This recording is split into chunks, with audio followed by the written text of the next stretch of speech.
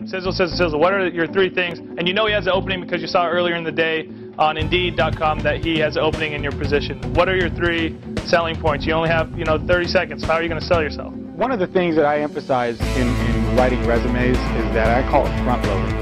It's push as much the best stuff up to the top.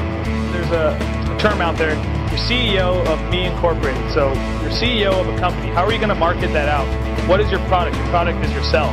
On the resumes, folks, if you're spending 15-20% of your time figuring out format, you're wasting a lot of time. How are you going to make the money? Right now, that's all they're caring about. How are you going to save the money? I want them to understand the purpose of a resume, the different parts of a resume, and how to build an effective resume.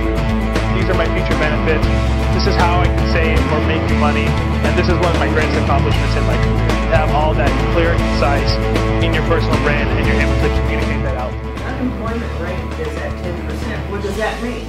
90%. 90% of people have jobs. Why don't you join the 90%? Okay. So if you know someone in a high position that they have their own brand and their own reputation, and they put in a good word for you, your reputation is as good as theirs. Now, your sizzle points are going to be a combination of the things we talked about. Your feature benefits, your most valuable successes, your qualities that you have, ways to make that you've made people money. And the whole job search process, you've got to put it all into context.